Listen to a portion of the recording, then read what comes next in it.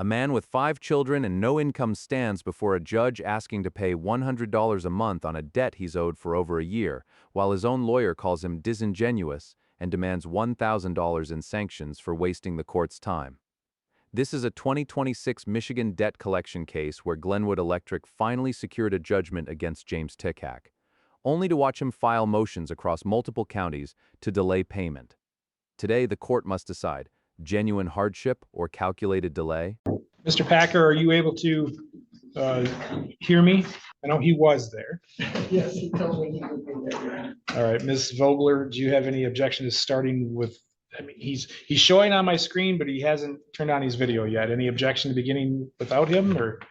No, that's fine. I didn't bring my phone to the council table, so I Okay. can't let him know that we're on. Hopefully. Do you want a minute to grab it? Yes, All right. I can text him. Oh, here he is. Ms. Vogler appears on behalf of the plaintiff in this matter, Glenwood Electric. Mr. Tkach appears pro per. We are here for two matters. Looks like there was plaintiff's motion for installment payments and a motion to stay pending related litigation. We did receive from, I think, the Benzie County District Court a transfer of a case in which Mr. Tkach had filed against Glen Lake Electric. It was found venue was not proper. It was transferred to us, and it looks like the filing fee was paid on that today. So I guess, Mr. Tkach, since this is your motion, I'll turn it over to you first. Thank you, Your Honor. Go ahead. My primary focus today is merely just to establish a reasonable payment. I do want to fully satisfy that judgment. I just need a structure that I can realistically maintain based on my current financial situation. At the moment, I do not have income. I am in transition and just beginning a new business, so there will be a delay before that starts coming in. Right now, it looks like about 8 weeks. I only have about 8 weeks. About 8 weeks before I start getting to a sustainable position, to be able to start generating. I only have about that much in savings to live, so all of my money that I do have currently is wrapped up in just my necessary living expenses. I am the sole provider of my household. That includes my wife and 5 children. So I base an amount based on what I can realistically maintain. My goal is to stay consistent, not miss any payments. If we establish the payment, I would request a court of payments currently at $100 per month. Again, just basing this on what I consistently afford right now so that I do not miss any payments. Enforcement, that would be as far as I'd like to take that. But like I said, I'm here today. I want to satisfy that judgment. As my income improves, I do fully intend to pay and increase those payments so that I can satisfy that judgment as quickly as possible. But currently, right now, anything more beyond that would put me into a dire situation. So I have started a business. Company is Green Home Services. I do have a website, greenhomemichigan.com. I am starting to take small jobs. I just recently did pass my builder sales exam, so I'm waiting to turn back to me after the application. And as soon as that goes through, I can start taking on larger jobs. Right now, I'm just currently trying to build up with the time of year, I'm just starting to get things rolling, and I'm forecasting it about 8 weeks before I become on my own 2 feet. It may extend just a bit before that, beyond that. So what I'm hoping I can do is at least get small enough jobs to help stretch what I have right now at 8 weeks of living expenses so that I can push that a bit further. So my forecast to be able to start increase 4 months and up, and that will gradually increase. So it's a builder's license that you're waiting for? Am I correct on that? Yes, sir. Anything else you want me to? I guess my main goal is just to stay current and consistent so that this can be resolved without further enforcement issues. I don't want to have to put anything more dire into, and I'm just not in a position to be able to fork that over. It would put myself in a dire situation. Then I'll be in 4 weeks from now. In 4 weeks, I would be without having income to be able to sustain that spot in order to. So I'm asking and to pay $100 a month. Realistically, I could go as high as $150 currently, but I would like to be able to have that cushion so that I do not overpromise or overcommit to something as I want to stay or any non-compliance from that. And what about your motion to stay enforcement pending related litigation? I think that's kind of tied to that separate issue. I guess my main goal is just to, with that, was just to make sure that if I have an installment and I'm maintaining that, then that seems outworthy. So kind of tied together? I think so, yes, Your Honor. I feel as if I'm able to enter into an installment understanding, I know that I will be able to maintain a reasonable amount, then I don't have to worry about further enforcement. I'm trying to navigate a lot of this with knowledge that I learned and then I misunderstand as in going incorrectly to a wrong fear, or my research online of where to file if I were to claim against somebody and they said in the county which they reside. So that's what I did. I'm ignorant to this and I'm trying to do my best, as you already noticed through the recent proceedings, as in not having the proper contractor quotes for things that I needed and try to do things the way the matter I did here today, and we've all been on our merry way. So I'm trying the best I can. Refresh my memory, because it seems like when we were here, I think last time, you had indicated that you had transferred your assets to a nonprofit. I'm in the process of doing that, but I was trying to wait for this to subside, as I didn't want to be accused of trying to hide assets of anything of that nature. Everything that I own is owned by a lien. I own, it's not a nonprofit, it's a 508c1a. It's a private ministry association. That is something that my family and I are building for a homeschooling network, specifically learn how to grow food, build food forests, be a little bit more self-sustainable. So that's something that we're building and doing, but I have not gotten that title transfer as of yet. Anything else you want me to consider? I would just ask a reasonable decision on that nature. Just say, this is a temporary situation. I'm trying to move forward with my life and the building some things. So I had put a lot into this business. It put me to a financial situation where I unfortunately am rolling the dice on this working out for myself. And if I were to have to face a full judgment, it would completely shatter any hopes of, I got to keep feeding my kids. So what's going to happen is I'm going to choose them over this judgment. It's going to further this through enforcement measures, bring this back in the court. So realistically, if I can just meet a reasonable payment structure currently now, then I would be able to maintain that as I build and then increase payments on that to satisfy that judgment. Notice what's happening here. Tkach is representing himself, and it shows. He admits he filed a lawsuit in the wrong county based on internet research, missed a 30-day deadline to request payment plans, and was in the process of transferring assets to a religious organization when the court started asking questions.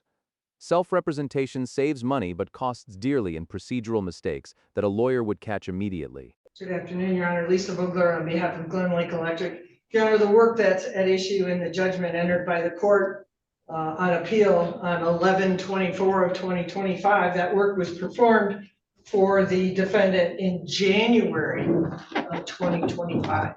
So we're now more than a year since that work was performed, and this defendant has made no attempt to make any payment towards the invoices and the work and the benefit that he and his family has received from Glenwood Electric. Your Honor, clearly the request for installment payments is untimely. This court's 11/24/2025 judgment on appeal number 2, paragraph number 2 states, if this judgment is not paid within 30 days from the date of this judgment, or if an installment payment plan is not approved by the court within this time, meaning the 30 days, you must pay the judgment in full or disclose to the court and plaintiff in writing your place of employment and location of your accounts and bank account statement. I'm sure the court's familiar with that paragraph. Mm-hmm. He has taken no attempt. In fact, this current motion was filed, and I have it in front of me, February 12th, almost a month and a half after the 30-day cutoff set forth in this court's judgment dated 11/24/2025. Your Honor, this court I'm new to this case, and it appears that this court has been very patient with the defendant. In fact, in your opinion and order dated December 3rd, 2025, the court stated, defendant has had 2 bites at the apple and is unhappy with both outcomes. To allow him to continue to relitigate the issue when he has had every opportunity to do so at both hearings is unfair to the plaintiff. This matter is becoming increasingly unfair to the plaintiff and increasingly costly to the plaintiff. So, Your Honor, in addressing the installment payment, it is absolutely untimely, and the court should deny it as not only untimely and contrary to this court's previous judgment, but also the other orders and opinions of this court. It is, in our opinion, frivolous under MCR 1.109E 5, 6, and 7, which also incorporates MCR 2.625. Our opinion on that motion is that it's frivolous in regard to the motion that the defendant filed for stay of enforcement pending related litigation. This court addressed the exact same claim he put in a pleading in Benzie County. We filed that pleading in Benzie County, only to have it declared an improper venue and sent back to this court. There's a estoppel argument, Your Honor. There's a compulsory joinder argument under 4301. Once a judgment has been entered, all of the applicable court rules kick in, which means he had an obligation. If he had a defense or if he had a counterclaim, he had an obligation to plead that timely. He did not. So this third filing requesting the same relief, which is a stay of enforcement, has been denied by the court twice. Once in this court, and apparently either dismissed, denied, or dismissed in the circuit court filing in this county. So now this defendant has been circling the globe, if you will, in attempts in frivolous filings to avoid something he now comes to court today and disingenuously says, I really want to pay this, Your Honor. He has made zero effort in the last year and 2 months to pay one dime of the amount that he owes the plaintiff. So we would respectfully request, based on the clear understanding from the court's previous judgment, the installment payment motion is untimely and frivolous. We would also assert that the multiple requests to stay enforcement while this judgment lingers, the judgment of this court that you've already addressed on reconsideration and denied it, be enforced immediately, Your Honor, and that all of the available remedies to the plaintiff to collect this judgment are present and will be invoked. We would ask the court to deny the motions as I've just stated and find that both of them are frivolous. In fact, Judge Mead addressed that in his ruling on the improper venue. And although we had asked for costs and sanctions in that hearing, said that a frivolous position of frivolousness was certainly warranted based on what Judge Mead saw before him. So we would ask for sanctions today, Your Honor, a very conservative number. My hourly rate is $250 an hour, also a very reasonable rate in both Benzie County and Wexford County, of 1 hour for each of the motions and reviewing the documents that the defendant filed, preparing an answer to both of those motions, which are in the court file, and then 2 hours for traveling to the court today and appearing for this hearing would be $1,000 in sanctions, certainly warranted by the tortured history that I see in the Register of Actions, which I just received today, Your Honor.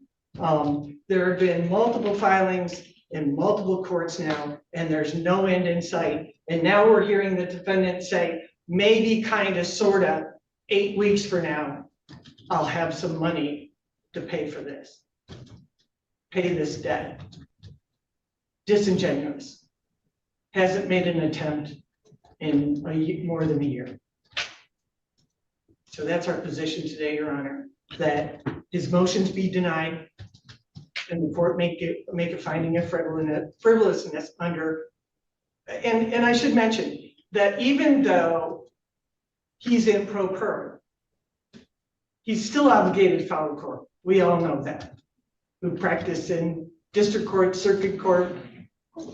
He has repeatedly filed the exact same allegations, spinning them in different ways, trying to cause undue delay and needlessly increase the cost of this litigation. Entertain any questions that the court may have. I think I just signed it. You filed a request for creditor's exam? I have. All right. Do we have a date for that yet? April 16th or The 30th. the 30th? So clerk is telling me we have either April 16th or April 30th available. Will either of those dates work for you, Ms. Vogler? April 16th, Your Honor. Yes, sooner the better. What time are we? 2 p.m. 2 p.m. Mr. Tkach, will April 16th at 2 p.m. work for you? It's gonna be what it is. Okay. So what I'm going to do is we're going to get that scheduled. I'm going to take the matter under advisement and I'll make a ruling after that creditor's examination. Go ahead.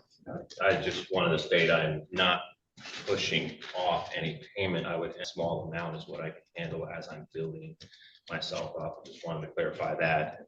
The judge's temporary restraining order here is a classic example of preventive justice, stopping a problem before it happens rather than chasing assets after they vanish. Courts have broad authority to freeze transfers when a judgment debtor starts talking about moving money to entities we can't levy.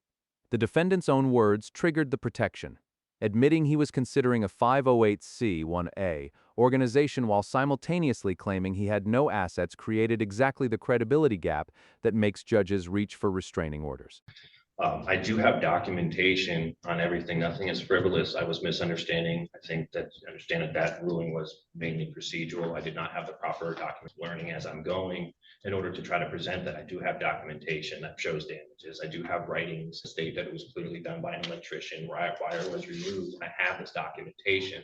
Now, as the court had I had that at that time, we would not be in the situation. I had not made an attempt to pay because I believed I was unjust and I was waiting for justice to be served and doing as what I could. I did not understand that going to another county was being frivolous when I read that in Michigan, go to where the defendant would reside. I'm just merely trying to navigate things off. I feel just in this matter as I had to feel like I'm being shut down and now being overpowered by money and pushed into the hole just based upon my lack of information and knowledge in this. It's kind of a disenfranchisement. So I have not looked at the filing that was transferred down from Benzie because the filing fee hadn't been paid on it today until today. So I haven't even looked at that one. I don't know what the allegations are other than what Ms. Vogler said. It sounds like it's what was already litigated in this case. With proper documentation, yes. So, I'll have to take that matter up once it's on the docket and we're dealing with that. So as of right now, the concern is the payment towards the judgment that was entered. And we'll get these two set, so they're going to start running together. We'll give it to him. He's been advised of it on the record today with the time, and so we'll make sure he has it today. So what we'll do is we will get Ms. Vogel.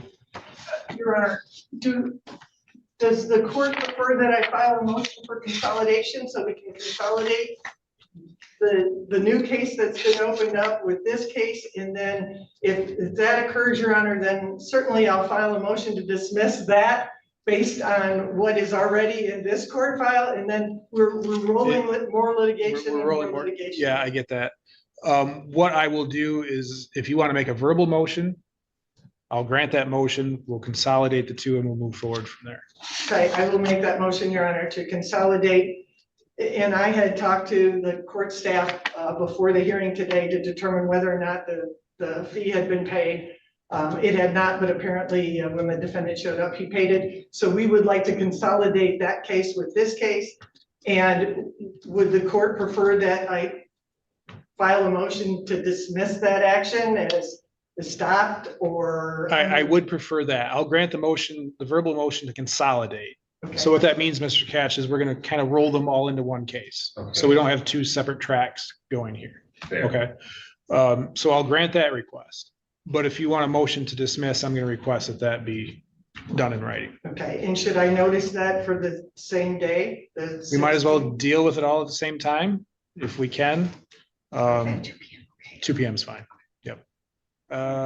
Yeah. So what we'll do is we'll do the creditor's examination at 2, Mhm. and then yeah, we can squeeze it in. Yeah, we'll do it at the same time. Sorry, there's a million different moving parts to consider here. So Absolutely. And so thinking about 2116, I will file the motion to dismiss. Yep. On equitable grounds, on estoppel, res judicata, those arguments. And I will do it outside the context of summary disposition, because if I'm doing it as a 2116, He's got to have time to respond. that's correct. So. Well, what we'll do, I'll leave it to you as to how you want to file it. Okay. And then depending on how you file it, then we'll determine how much time he gets to respond. So it's possible that we might not be able to deal with it on the 16th. We'll certainly deal with the creditor's examination Yes, sir. on that date. Yes, sir. And for the record, I have just handed to the defendant a copy of what I presented to the court today. So am I understanding that the remainder of the subpoena has been completed now or will be completed? Because I will. Yes, yeah, it's been completed and we'll serve him at the window so we don't have to worry about the process server. I'll consider that as personal service. And you've been advised at the time on the record. Correct. Yes, sir. So we can get over that step. There is a document request attached to Yes. the subpoena. So Yep. for purposes of the creditor's exam. Okay. And if I understand the court's ruling for today, you are taking under advisement both of the defendant's motions and the plaintiff's request for sanctions. Sanctions, yes. Okay, Yes. so those are pending. Those are pending. Does So- the court need an order prepared for today? I'll go ahead and I'll draft that. Okay. I'll draft that. So Mr. Tkach, so just so you're familiar with what's going to happen is we've set for the 16th a creditor's examination. That's where you'll come in, you'll receive today some paperwork to fill out, listing your assets, your income, et cetera. I'll put you under oath when you're here. Okay. And then Ms. Vogler will have the opportunity to then review what you provided her and go from there to see whether or not, maybe there is a chance, I'm not saying that there is, but maybe there is a chance that there will be an agreement to an installment payment. If not, then the parties will come back in and then I'll make a determination as to how to move forward with satisfying the judgment. We've also talked about so we've consolidated the two cases now. Ms. Vogler's mentioned she's going to file a motion to dismiss the new case. And she's mentioned a couple different ways in which that could happen. One is a summary judgment motion. And summary judgment, in a nutshell, basically is going to ask the court to decide whether or not there's enough of a question that the case should move forward, or if it's already been essentially decided and should be dismissed. If she goes that route, you're going to have, and I can't tell you how much time you're going to have because I can't give you the legal advice, but you would have a certain amount of time in which to file a response. So it's possible we might not have that portion of that hearing on the 16th. But depending on which way she files that motion, it is also possible that we might, just so you're aware of that. May I ask, Your Honor, what I should credit? So you're going to receive a list. And I think Ms. Vogler's pointed out that it's in there. Okay. And I think you'll also receive a list from us as well. Do you have one handy? Right?